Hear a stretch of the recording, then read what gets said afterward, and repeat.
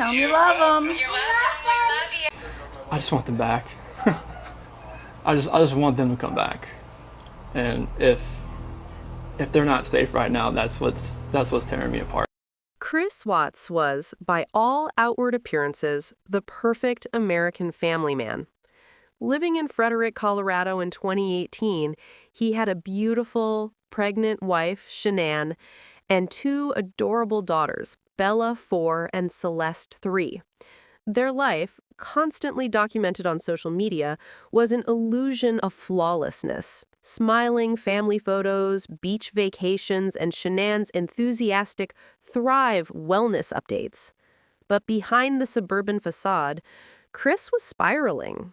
He was drowning in debt and consumed by resentment for the life he'd helped build.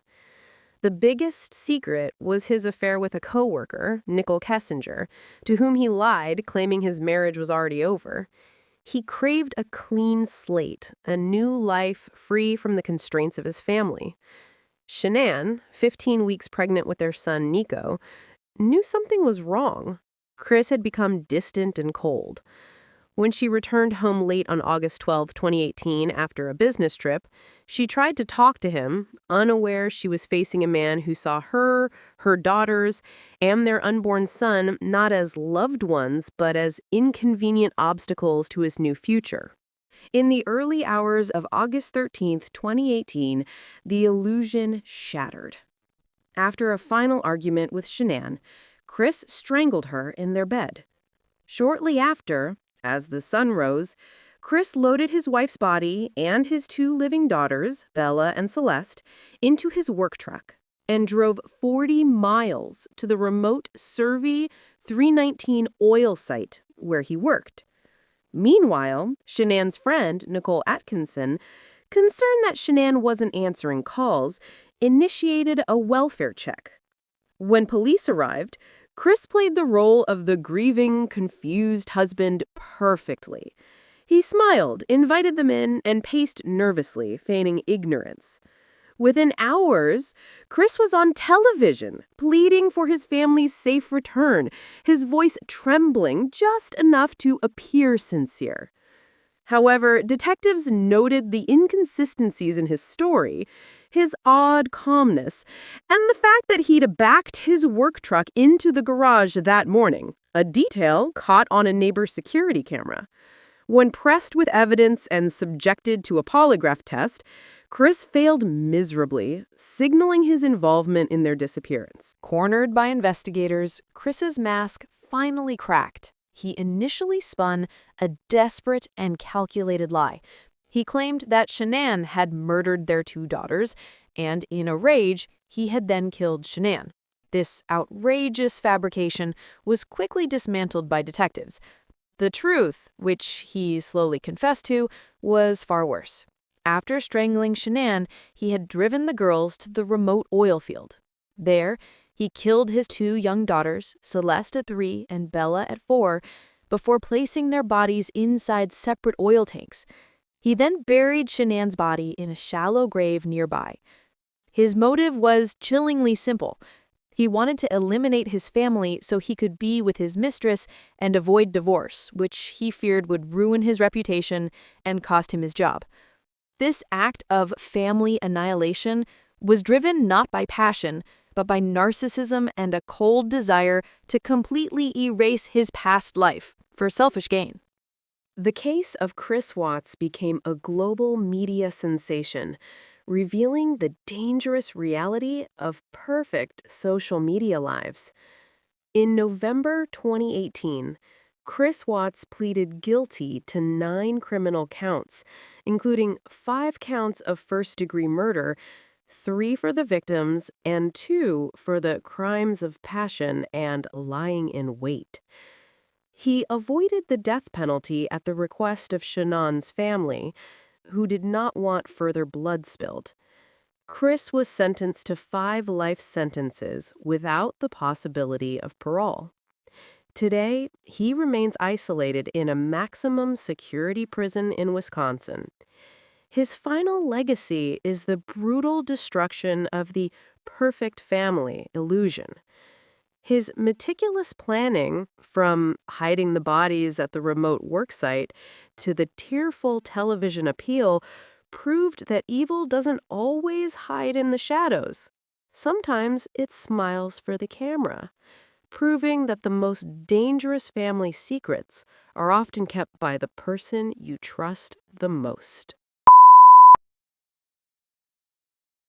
I just ran away from home, Okay.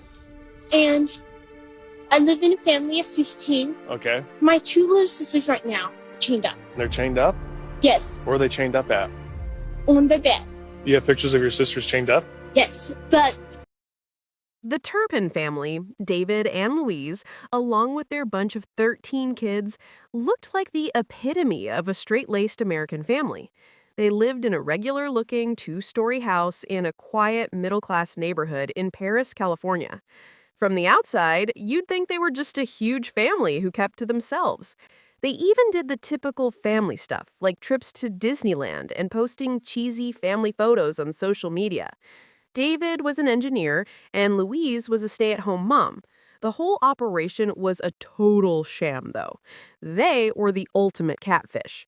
They kept their children totally isolated, pulling them out of school and homeschooling them with a completely shady curriculum. The neighbors were totally clueless, only seeing the kids once in a blue moon, usually marching in a line like zombies. This wasn't some cute, quirky family. It was a house of horrors waiting for someone to blow the lid off the secret. The whole messed up thing finally came crashing down on January 14th, 2018. One of the Turpin daughters, 17-year-old Jordan Turpin, who looked closer to 10 because she was so malnourished, decided she'd had enough. She was sick and tired of the abuse. Using an old, deactivated cell phone she'd swiped, she made a frantic 911 call after spending 2 years planning her escape. She bolted out of the house with one of her younger sisters, and when the dispatcher asked where she lived, the girl was so out of it she barely knew her own address. When the police finally showed up to the house, man, what a shocker that was. What the deputies found inside that house was truly whack. It wasn't just a little neglect, it was a full-on torture chamber. The children, ranging in age from 2 to 29, were locked in their own filth and were severely underweight. Some were shackled to their beds with heavy chains and padlocks, not for a time out, but for months at a time. The house reeked like crazy, and there was so much junk piled up it was ridiculous. The kids had been starved, beaten, and denied basic necessities like showers and medical care. The 29-year-old was only 81 pounds. They didn't even know what a pill was, let alone common things like the police or medication. David and Louise were playing a sick, twisted power trip, controlling every single aspect of their kids' lives. They were seriously messed up. The Turpins were arrested and charged with a whole slew of serious crimes: torture, child abuse, false imprisonment, and abuse of dependent adults. The media coverage was intense, and the case quickly became a huge scandal. During the trial, the older children, who had never known life outside that house, showed incredible guts as they described the nonstop abuse. In 2019, David and Louise both copped a plea to 14 felony counts. They were sentenced to life in prison with the possibility of parole after 25 years. They're now locked up where they belong. The 13 victims were finally free, but the whole experience left a major scar. Their story is a powerful reminder that even behind the most normal-looking door, things can be completely FUBAR. I respect this court, but I'm innocent. I would never, under any circumstances, hurt my wife, Maggie, and I would never, under any For a century, the Murdaugh name was synonymous with power in South Carolina's Low Country. They were a dynasty of solicitors, prosecutors, holding sway over the legal system for 3 generations. Alex Murdaugh was the heir to this empire, living with his wife Maggie and their 2 sons, Buster and Paul, on their vast 1,700-acre estate, Moselle. They were seen as untouchable Southern royalty, living a life of hunting, wealth, and profound privilege. But behind Bates, the family was rotting from the inside. The first crack appeared in 2019 when Paul Murdaugh, allegedly drunk, crashed the family boat, killing 19-year-old Mallory Beach. Alex immediately mobilized the family's deep-seated influence to shield his son from justice. This incident started a public wave of scrutiny against the Murdaugh myth. But Paul's legal troubles weren't Alex's biggest secret. The lawyer was secretly millions of dollars in debt, having systematically stolen from his law firm and his own clients, widows, orphans, and injured people, for years. The walls were closing in, and the truth was about to ruin everything. On the evening of June 7, 2021, Alex Murdaugh called 911 frantic. He told dispatchers he had returned to his property and found his wife, Maggie, and his youngest son, Paul, shot to death near the dog kennels. The scene was brutal. Both had been shot multiple times with different guns. The community was stunned, rallying around Alex as a grieving husband and father. Initial police efforts focused on outside attackers, perhaps linked to the boat crash. But investigators soon noticed that Alex's story didn't add up. His alibi, that he was visiting his sick mother, was thin, and his emotional display seemed forced. As the investigation deepened, police discovered the staggering scope of Alex's financial crimes. He had been stealing millions and was facing lawsuits that threatened to expose him completely. Prosecutors later argued that Alex murdered his wife and son to create sympathy, deflect suspicion from his financial collapse, and buy time. A desperate and calculated act of self-preservation to stop his world from completely crumbling. Alex Murdaugh maintained his innocence, even attempting to stage his own shooting months later to appear as a victim, a move that only deepened suspicion. The case turned entirely on digital forensics. Alex claimed he was nowhere near the kennels at the time of the murders. However, a crucial piece of evidence emerged: Paul Murdaugh's cell phone. Seconds before his death, Paul had unknowingly recorded a short Snapchat video at the kennels. In the background of that video, investigators could clearly hear the distinct voice of Alex Murdaugh, placing him at the murder scene just moments before the killings. This evidence completely destroyed his alibi. Confronted with the truth, Alex finally confessed to a mountain of financial crimes, admitting to stealing over $9 million from trusting clients. Yet, he continued to deny killing Maggie and Paul, weaving a complex web of lies to save himself. His defense painted him as a loving family man who had simply fallen victim to a corrupt system. But the jury was about to decide if he was a grieving father or a master manipulator. The 6-week trial in early 2023 became a national obsession, televised daily and exposing the rot within the South Carolina legal elite. The jury heard overwhelming evidence, from the damning cell phone audio to the systematic theft. The prosecution successfully argued that Alex Murdaugh was a man so consumed by self-preservation and addiction that he was willing to sacrifice his family to protect his image and wealth. In March 2023, the jury found Alex Murdaugh guilty of both murders. The judge, staring down the disgraced lawyer, sentenced him to 2 consecutive life terms in prison.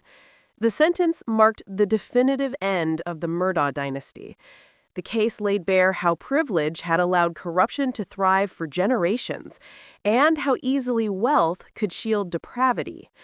Alex Murdaugh now sits in a state prison, no longer the untouchable power broker, but a symbol of betrayal and greed, his name forever synonymous with the shocking murder of his wife and son. The Austrian father, accused of holding his daughter captive and raping her thousands of times over 2 decades, has been sentenced to life in prison. Josef Fritzl, an elderly Austrian engineer, seemed like a regular grumpy dude in the small town of Amstetten. But behind the facade of his ordinary 2-story house, he was harboring a terrifying decades-long secret. In 1984, when his daughter Elizabeth was 18, Fritzl tricked her into the cellar of their home. He then brutally assaulted her, chained her up, and locked her in a specially constructed, soundproofed dungeon underneath the house. A literal monster-in-the-cellar scenario. He immediately reported her as a missing person, claiming she'd run off to join a cult, even forging a letter to back up his story. For 24 years, the dungeon was Elizabeth's entire world. A system of locks and a heavy reinforced steel door ensured no one could discover the hidden space. Fritzl completely isolated his daughter from the world, and what happened next was straight out of a horror flick.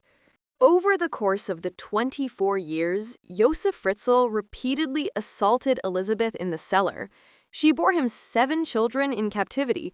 One child died shortly after birth and was secretly cremated by Fritzl.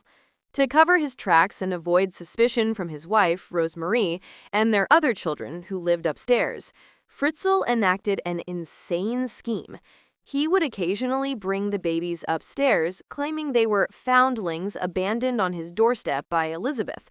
He faked letters saying she couldn't care for them and that they should be raised by the grandparents. 3 children, Lisa, Monica, and Alexander, were raised upstairs by Josef and Rosemarie.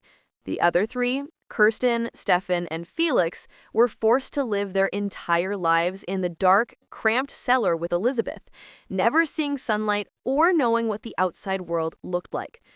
Fritzl was a total psycho who managed 2 separate, twisted family units under one roof. The whole jig fell apart in April 2008. Kirsten, who was 19 and had never been outside, became severely ill and needed urgent medical attention. After some heavy convincing from Elizabeth, Fritzl finally brought Kirsten upstairs and took her to the hospital. To keep the lie going, he told the hospital staff and police the same old bull about her being left by her cult member mother. However, the doctors realized Kirsten was suffering from a serious, unknown illness related to severe vitamin deficiency and a lifetime of darkness, and they requested to speak with her mother. Authorities launched a public appeal to find Elizabeth, and that's when things got real dicey for Fritzl. Under immense pressure and fearing exposure, Fritzl finally brought Elizabeth up from the cellar. She was quickly taken to the hospital. Once safe and under protection, Elizabeth laid out the whole chilling story to the police. She described the terrible conditions, the repeated assaults, and the children living in the damp, claustrophobic basement. The police then found the hidden door and rescued the 3 living children who had never seen the light of day. The level of depravity was a shocker that made global headlines.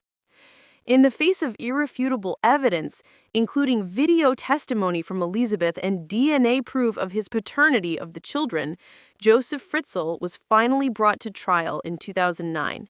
He pleaded guilty to all charges, including rape, incest, false imprisonment, and enslavement. The judge handed him a life sentence in a high-security psychiatric unit. The case became a worldwide sensation.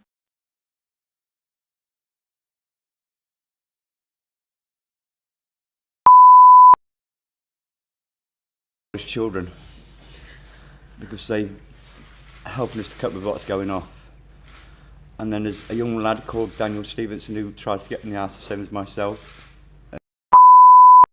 Mick Philpott was a total piece of work living in Derby, England, but his story sounds like something out of a trashy American movie.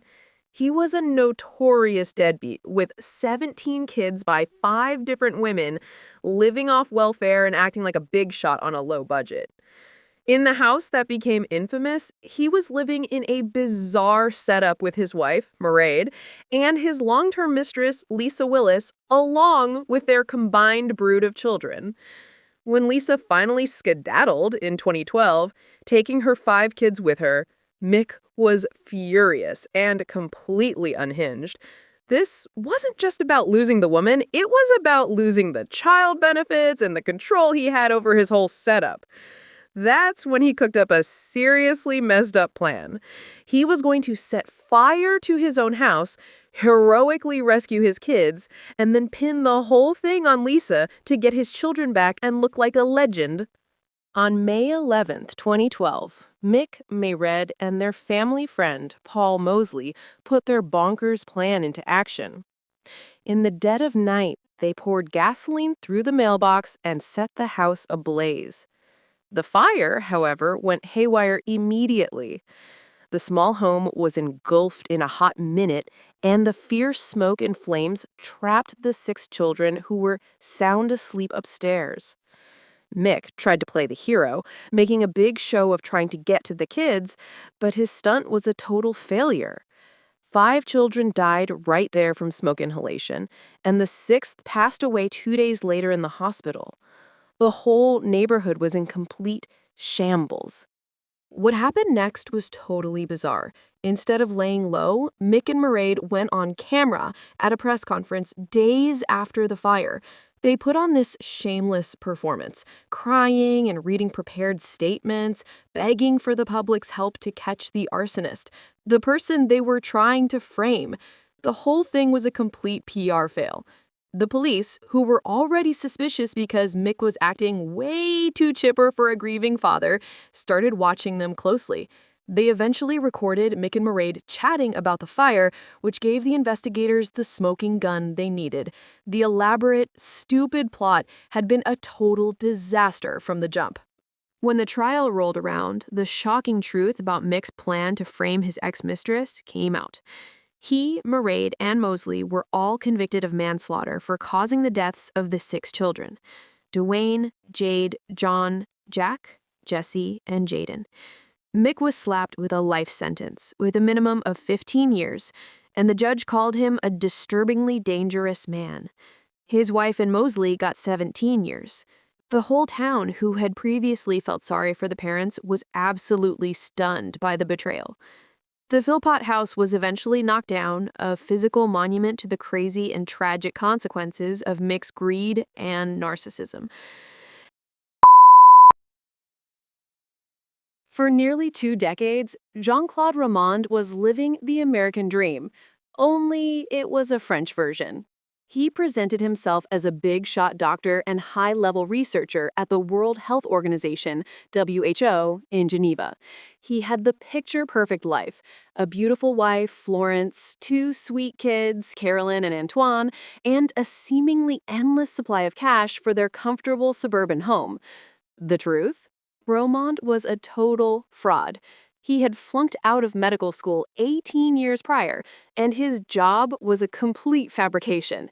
He spent his workdays in gas station parking lots or hotel lobbies, poring over medical journals to keep the charade going. He sustained his lavish lifestyle by running a classic Ponzi scheme, conning his own family and friends into investing their savings into fake Swiss funds. His whole life was a hot mess waiting to ignite. But until 1993, Romand was the master manipulator, holding all the strings to his perfect façade. By late 1992, Romand's massive scam had gone south. The millions of francs he'd stolen from his parents, his wife's family, and his mistress, Corinne, were gone, and his investors were demanding their money back. The jig was officially up. Romand knew that once the truth came out, that he was broke, a failure, and a thief who had tricked everyone he loved for years, his narcissistic self-image would be destroyed. He couldn't deal with the humiliation, and he certainly couldn't face the shocker his family would get. Rather than admit he was a loser, he decided on the unthinkable. He would eliminate the people who believed in the lie, sparing them the shame, and sealing his secret forever. It was a cold, calculated decision driven by pure ego. The stage was set for a bloody weekend where he would try to erase his past completely. The murderous spree began on January 9, 1993. Romand first attacked his wife, Florence, while she was asleep, brutally bludgeoning her with a rolling pin. The next morning, showing unimaginable cold-bloodedness, he served his children, Caroline and Antoine, breakfast, and watched cartoons with them before calmly taking them to bed and shooting them both. His rampage wasn't over. He then took a road trip to his parents' house in the Jura Mountains. After a friendly lunch, he shot his father, Aimé, and then his mother, Anne-Marie, as well as the family dog. That night, he drove to Paris to see his mistress, Corinne, and attempted to strangle her, but she managed to talk him down. He returned to his home, which held the bodies of his wife and children. He sat there, a true monster, before attempting a staged suicide by taking expired pills and setting the house on fire, hoping to make it look like a tragic accident. The fire department arrived just in time to pull Romand from the flames. Detectives soon realized the deaths were not fire-related, but homicides. Faced with the evidence, Romand confessed to the whole shebang. The entire country was gobsmacked by the revelation that the pillar of the community was a monster and a pathological liar. In 1996, Romand was convicted of 5 murders and sentenced to life imprisonment with a mandatory 22 years behind bars, the toughest sentence available in France. His case became a major cultural flashpoint, inspiring the acclaimed book L'Adversaire, The Adversary. After 26 years in prison, in 2019, Romand was granted parole and was released to live under strict conditions, largely sequestered in a Catholic monastery. The perfect doctor, who was really a serial fraud, had finally faced the consequences, but the memory of his betrayal and the murder of his family remains a dark scar on French history.